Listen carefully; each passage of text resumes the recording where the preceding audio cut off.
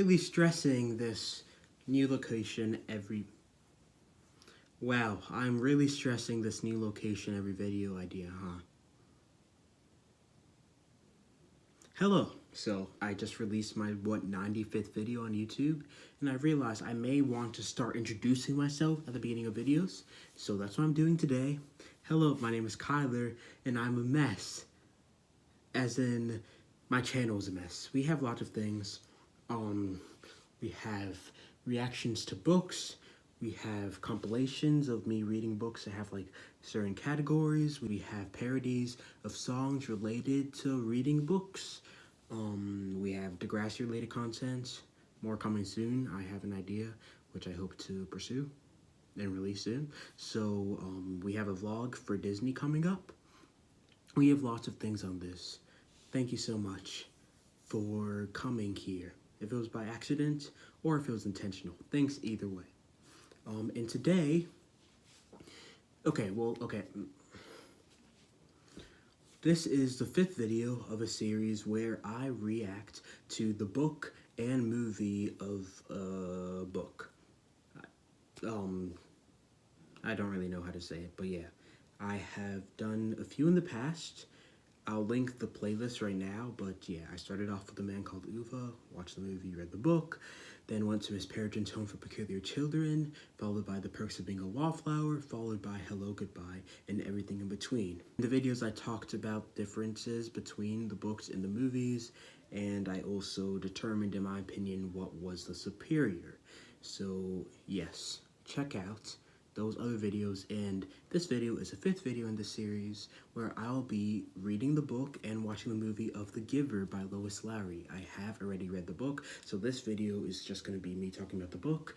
Then I'm probably going to maybe throw in a time-lapse of me watching the movie, and then I will react to the movie and compare and contrast them, and then choose my favorite one. So yes, The Giver. I guess I'll talk about my history with this book. I read this back in middle school. By the way, I'm going into my junior year now.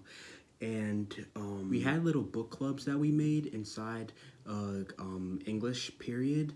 And yes, I can't remember the people that are in my group, but I did read The Giver. I used to love this book. And now I like it. I think this has kind of been a pattern for rereads, especially during the summer. Like, me reading it again, it just seems to lose some of its je ne sais quoi. But I definitely think it's a very cool dystopian story. It's the end of the novel. It gave me a lot of vibes of a book called Masterminds by Gordon Corman. Both of them end with like the people that have figured out that their society isn't as perfect as they thought, running away from that society. So yeah, I don't know.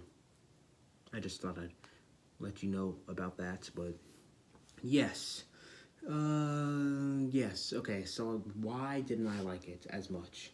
I feel like I read it slower the first time that I read it, because I believe this is only my second time reading, and I think I'm a firm believer in the slower you read a book, the more you grow to appreciate it. I read this book fairly quickly, I think, in like maybe 5 days or something. I'm not sure exactly. I'll put it on the screen right now, but so yeah, it definitely didn't take me that long. I listened to the audiobook while I was reading the actual book, so that definitely made it go very, very fast. But I get it. Yeah. Reading back, it literally gave me so many vibes of a book that I actually started writing.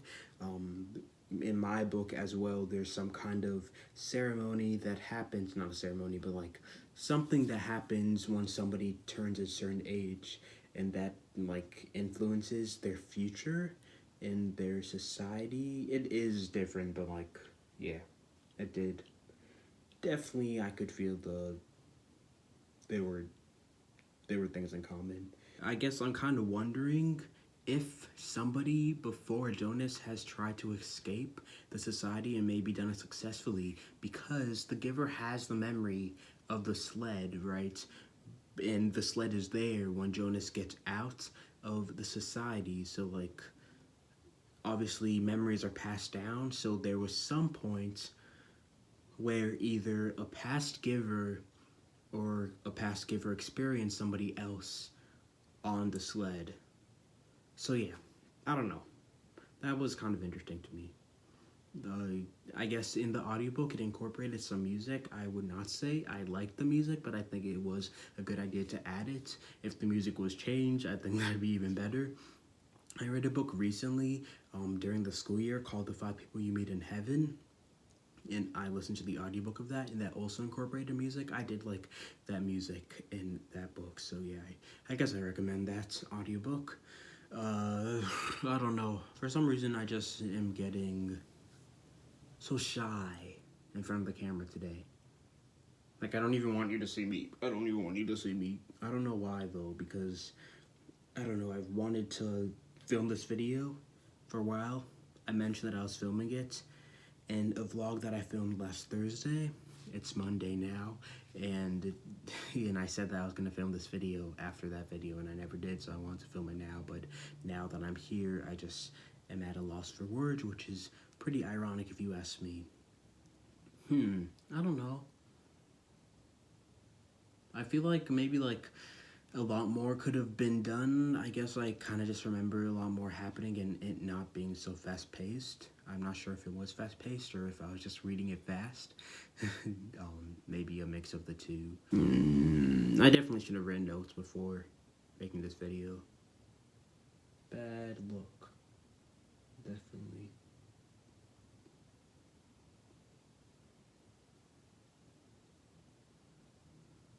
Yeah, really, I feel like the only thing that I can think of is that I liked the book better the first time that I was reading it, and I thought it was longer, and I wish it was longer, I guess. Yeah. I am kind of intrigued and excited to continue the series. I probably will during the school year sometime. I know there's Gathering Blue, a third one that I can't remember the name of, and the fourth one is called Sun. So yeah, I'm not sure if they stay in the same society and they just follow a different perspective, or if it's a difference like community. I'm not sure actually, but I know there is some crossover between them. I have read Gathering Blue, or at least some of Gathering Blue. I don't think I actually ever finished it, so I am excited and intrigued to see how the story and the world and the plot progresses. I'm glad, I guess, that this isn't the final book about this subject, I guess, like dystopia and like, I don't know. I feel like, I don't know, maybe it's just like a lack of world building for me. It's a lack of world building for me, because, I don't know, like somehow I feel like it could have been more realistic. Maybe just when I was young, I was like, wow, this is so cool. But now, a little older, I realized that, like, there's a little to be desired, I suppose. I don't want to sit here and ramble. Maybe after this clip, I can just insert a text box of like everything I want to say. If I want to say anything more specifically about the book, I'll just take about 10 minutes after I finish filming and just think about it and then write them down, and then I'll insert them after this clip. Because yeah, I don't know. And then hopefully later tonight I'll be able to watch the movie, and then probably sometime tomorrow I will react to the movie and compare the book and the movie. So yeah, this was the first clip, and probably the first clip out of three or four, probably. Thanks.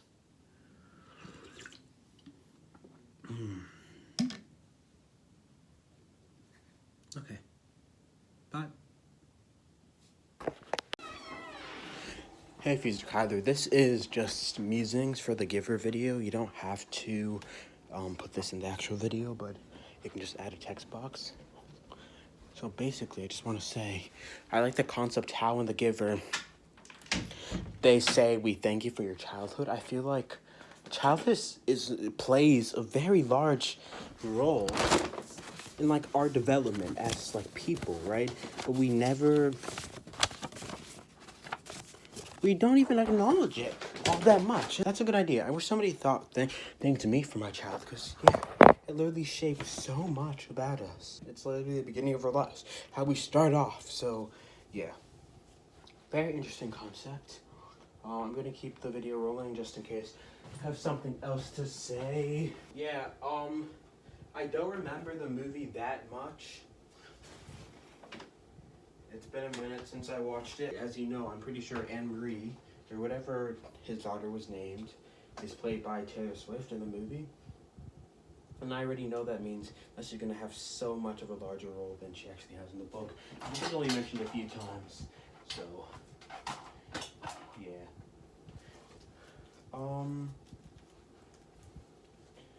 Yeah, I don't know. I'm excited to watch it. I think those are all my thoughts. Hello. Okay. So this is gonna be really quick because I promised, as in I said, that this video will come out today at 11:59 p.m. and it's like it's nearing 9 now, and I haven't edited the first part of this video, nor filmed the second part, nor edited the second part. So I need to do this. So I wrote some text while I was reading The Giver, while I was watching the movie The Giver. Honestly, this is the notes that I have in my hand right now are more just like changes between the book and movie, so I'm actually not gonna waste my time reading those. I'm just gonna talk about my experience with the movie. So, I'd say the movie was actually good, but it is not a good adaptation. Let me explain further. Especially when it comes to the end of the movie, there were just changes. A lot of changes. Which were interesting, but so different from the book. I didn't appreciate it. I don't know. You tell me what makes a good adaptation, but definitely something that is an easy thing. For me, at least, if I like the book, then you shouldn't change things in the movie. And I like the book, so, yeah. I'd say, I guess the biggest change is like the role of Fiona in the movie. She has such a big role, whereas in the book, she's only mentioned like twice. Like, literally. In the movie, Jonas and her kind of have a relationship. They literally kiss for some reason. I mean, of course, like, it's a movie. They have to, like, make it more interesting. But yeah. What else can I say about it? Yeah, it was interesting. I really like how at the beginning it was like black and white, and then as he started and began to learn more about the world outside of his society, it became colorful. That's like a really easy way to like, I mean, it's just right there. It was a good creative decision to do that, because in the book, it's not explicitly stated that everything is black and white, but when he starts seeing color, and the first thing that he sees is like, I think, the red of an apple, or maybe the red of Fiona's hair, and yeah. So yeah, it's a good idea for it to start in black and white. But as the movie progressed, I was kind of confused about like the specific times why they were making it more black and white and why they're making it more colorful. Like, first I just thought it was whenever Jonas was on screen, but that wasn't the case. So yeah, I'm not really sure about that. There are a lot of like people, like big name people in this movie. Not a lot, but like a few. Like, there's Taylor Swift, Jeff Bridges, as well as Meryl Streep. I think Meryl Streep actually did pretty well in this movie. I thought she would be worse, but again, it is Meryl Streep, so she can't really do bad. Yeah, Jeff Bridges at The Giver was fine. Taylor Swift, like, they were actually all good actors and actresses, but I feel like at least a little bit why they were cast was just because of like the reputation attached to their name. Like, Taylor Swift is not an actress, and her being in this movie is kind of like random, I guess. But yeah. There were some parts of this which were humorous of the movie, and I don't know, I feel like it was just misplaced. This movie and this book and this story, I feel like should be kind of serious, and like, yeah, just seeing the humor in that. I mean, I laughed, it was funny, but like, I'm not sure it really belonged in that movie per se. Like, for example, the little trailer that I released earlier today, talking about the video that's coming out of The Giver. Yeah, that was the moment that made me laugh. Because he was like, that was the pain they all talked about, when it was literally just a bee sting. Like, there's so much more in the world. Pain. Something also interesting about the movie is that, like, so The Giver was the previous receiver of memory, and now Jonas is being taught. So Jonas asked him, if I'm the next receiver, what does that make you? And he said, I guess that makes me the giver. And like, something that I guess I thought about the book was like, why is it called the giver if he's literally the receiver of memory? The giver is the receiver of memory. Like, why would it be? I mean, yeah. I mean, it's right there. It's obvious, I guess. He was the receiver, but now he's giving, so he's the giver. So I'm wondering, does every receiver of memory become a giver? What if somebody, like, refuses to expose, like, the next receiver of memory to their memories? And I also would like to see a history of the previous receivers of memories and how, like, it got started and all that. I'll probably actually continue the series sometime, and I hope that it references the giver, and I'm pretty sure it does. So I did like the movie, I guess, and I did like the book. This is probably the hardest decision I've had to make related to which is better, the book or the movie, because like both of them I appreciate by themselves, I guess.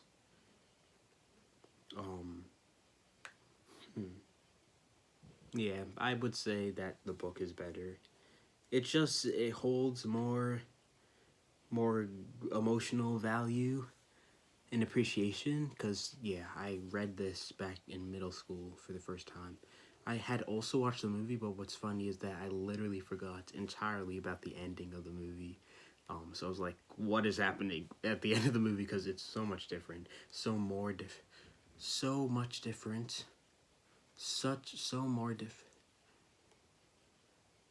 it's different than the book. Yeah, but yeah, I don't know. As I said before, I appreciate both of them as separate things, but I guess I like the book better because it holds more value for me, emotional. There's another word I'm thinking of. I can't remember right now, but maybe I'll put it on the screen right now if I remember the word. But it holds a more special place in my heart. And yeah, I don't know. It just was missing something, the movie, I feel like, also. It got rated really badly on Rotten Tomatoes. It was 35%. Something similar happened with Hello, Goodbye, and Everything in Between. I did not love that movie, or frankly, like it. But it was not, I don't think it was like 30% bad. But Rotten Tomatoes are definitely extremely subjective. Anyway, I think that's about it. Because if that's not about it, I will have lied to you and will not have released this at 11:59 as I said I would. So yes, thank you so much for watching the Giver video. The next video in the series, I'm thinking it may be Percy Jackson the Lightning Thief, because that is a Nutmeg nominee, and maybe that'll be the last book in my Nostalgic Nutmeg nominee series. But it's also a book, and it's also a movie, so I can do all of those at the same time. Yes, and then after that, there are actually a few Nutmeg nominees that have had movie adaptations. Thinking about it, which I have read before. Yes, so Percy Jackson, as well as The One and Only Ivan, it got a movie adaptation that I never got around to watching. It's on Disney Plus. And then a book that I never read, actually, which, don't tell anyone, but I literally stole from my 3rd grade classroom, is Flora and Ulysses, and that also has a Disney Plus adaptation. So yes, I have books to read. Yes. I was actually hoping to finish the Nostalgic Nutmeg nominees video soon, because I thought I had finished all my books I read before, but I forgot about The Lightning Thief and The One and Only Ivan. Okay, those will be the last ones, I'm pretty sure. I also do want to read a book called Full Cicada Moon as well. There were just too many books. Sorry, I'm getting sidetracked. Okay, thank you so much for watching the Giver video. Next video will probably be about the Lightning Thief. This was 10 minutes unedited. Please go read. It's really fun. Thank you for joining me today and on this channel in general.